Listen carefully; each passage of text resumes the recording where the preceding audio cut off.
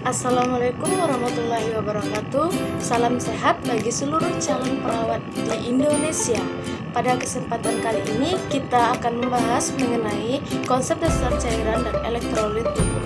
Sebelumnya, kenalkan saya Aminah, mahasiswi tingkat 1 Distikes Pelasakti Pariaman. Kebutuhan cairan dan elektrolit adalah suatu proses dinamik karena metabolisme tubuh membutuhkan perubahan yang tetap dalam berespons terhadap stresor fisiologis dan lingkungan. Keseimbangan cairan adalah esensial bagi kesehatan. Dengan kemampuannya yang sangat besar untuk menyesuaikan diri, tubuh mempertahankan keseimbangan biasanya dengan proses-proses faal atau fisiologis yang terintegrasi yang mengakibatkan adanya lingkungan sel yang relatif konstan tapi dinamis. Nah, sekarang mari kita jelaskan mengenai kompartemen cairan. Seluruh cairan tubuh didistribusikan di antara dua kompartemen utama, yaitu yang pertama cairan intraseluler atau yang dikenal dengan CIS, yang kedua cairan ekstraseluler atau yang kita kenal dengan CES. Nah, ini adalah ilustrasi dari kedua cairan CIS dan CES tersebut. Dapat kita lihat pada gambar yang telah berada di slide depan bahwa cairan intraseluler berada di dalam sel, sedangkan cairan ekstraseluler ada di luar sel. Nah, ini adalah ilustrasi mengenai jumlah cairan tubuh manusia, mulai dari janin, bayi, anak-anak, dewasa, hingga lansia. Seperti yang kita lihat bahwa pada gambar tersebut disajikan bahwa jumlah cairan tubuh kita seiring dengan bertambahnya usia terus menurun. Cairan intraseluler atau CIS adalah cairan yang terkandung di dalam sel. Pada orang dewasa, kira-kira 2/3 dari cairan tubuh adalah intraseluler, sekitar 25 liter pada rata-rata pria dewasa. Sebaliknya, hanya setengah dari cairan tubuh bayi adalah cairan intraseluler. Yang kedua, cairan ekstraseluler atau CES adalah cairan di luar sel. Ukuran relatif dari CES menurun dengan peningkatan usia. Pada bayi baru lahir, kira-kira setengah cairan tubuh terkandung di dalam CES. Setelah 1 tahun, volume relatif dari CES menurun hingga 1/3 cairan total. Ini hampir sebanding dengan 15 liter dalam rata-rata pria dewasa dengan berat badan sekitar 70 kg. Nah, jika dikaji lebih dalam lagi, cairan ekstraseluler ini juga dibagi menjadi dua bagian, yaitu cairan interstisial atau CIT dan cairan intravaskular atau CIF. Nah, kita jelaskan satu persatu dulu. Yang pertama, cairan interstisial atau CIT adalah cairan di sekitar sel, sama dengan kira-kira 8 liter pada orang dewasa. Cairan limfe termasuk dalam volume interstisial. Relatif terhadap ukuran tubuh, volume CIT kira-kira sebesar 2 kali lebih besar pada bayi baru lahir dibandingkan orang dewasa. Yang kedua, yaitu cairan intravaskular atau CIF, adalah cairan yang terkandung di dalam pembuluh darah. Volume relatif dari cairan intravaskular sama pada orang dewasa dan anak-anak. Pada rata-rata volume darah, orang dewasa kira-kira 5-6 liter, sekitar 8% dari berat badan. 3 liter, sekitar 60% dari jumlah tersebut adalah plasma. Sisanya 2-3 liter atau 40% terdiri dari sel darah merah. Sumber daya manusia atau eritrosit yang mentransfer oksigen dan bekerja sebagai buffer tubuh yang penting, sel darah putih, SDP atau leukosit, dan trombosit. Nah, kalau tadi ada yang namanya cairan intraseluler dan ekstraseluler, sekarang kita bahas mengenai cairan transversal atau CTS. Adalah cairan yang terkandung di dalam rongga khusus dari tubuh. Contoh cairan transversal meliputi cairan cerebrospinal, perikardial, pleural, sinovial, dan cairan intraokular serta sekresi lambung. Pada waktu tertentu, CTS mendekati jumlah 1 liter. Fungsi cairan tubuh. 1. Sarana untuk mengangkut zat-zat makanan ke sel. 2. Mengeluarkan buangan-buangan sel. 3. Membantu dalam metabolisme sel. 4. Sebagai pelarut untuk elektrolit dan non-elektrolit. 5. Membantu memelihara suhu tubuh. 6. Membantu pencernaan. 7. Mempermudah eliminasi. 8. Mengangkut zat-zat seperti hormon dan enzim. Jika tadi kita sudah menjelaskan cairan tubuh, sekarang kita masuk pada elektrolit tubuh. Elektrolit tubuh adalah zat terlarut dalam tubuh terdiri dari elektrolit dan non-elektrolit.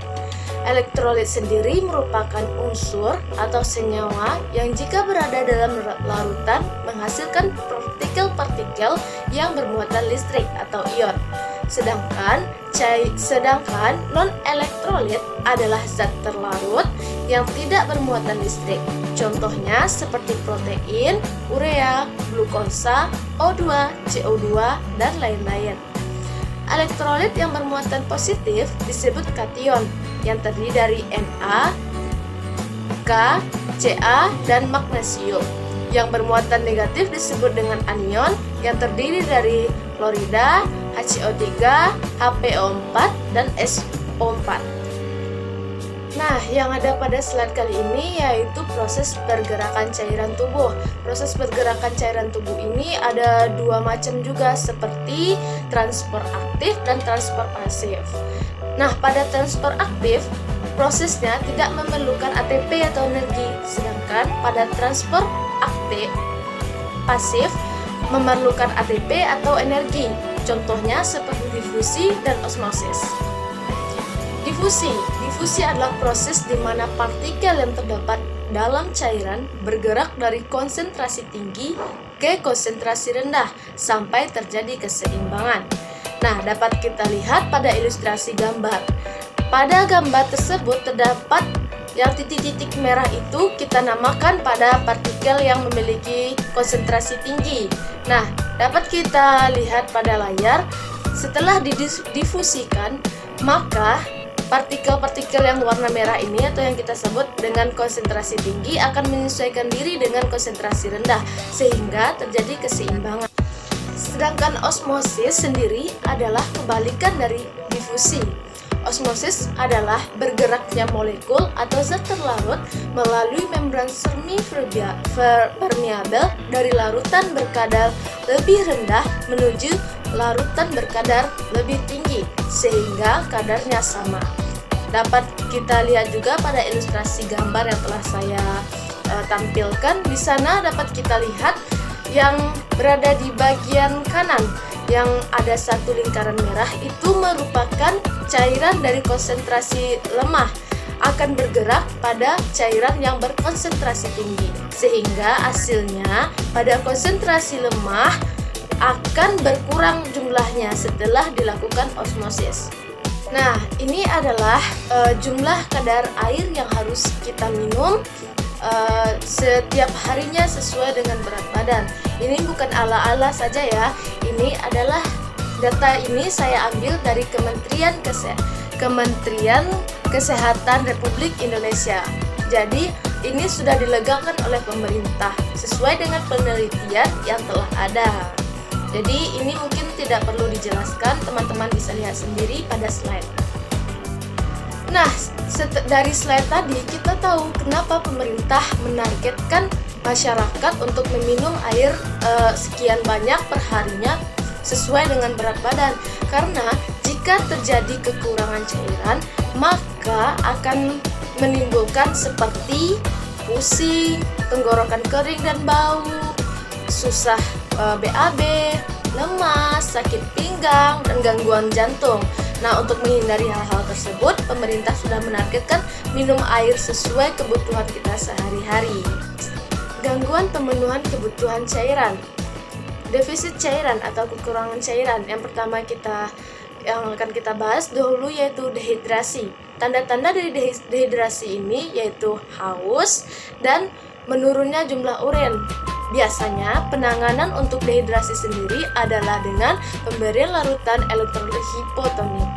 Yang kedua yaitu hipovolemia, ditandai dengan sakit kepala, mual, dan pingsan. Biasanya penanganan pada kasus ini adalah pemberian SCV.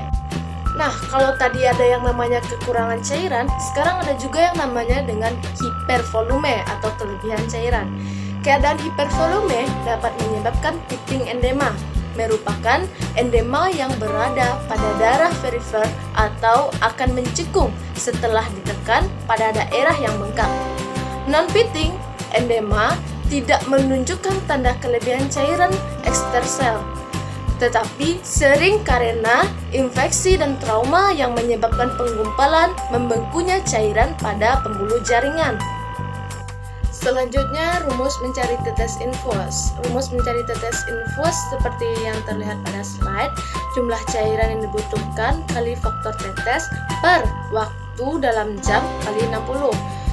Yang kedua, rumus mencari lama tetesan dalam jam, yaitu jumlah cairan yang dibutuhkan kali faktor tetes per tetesan yang ditentukan per jam kali 60.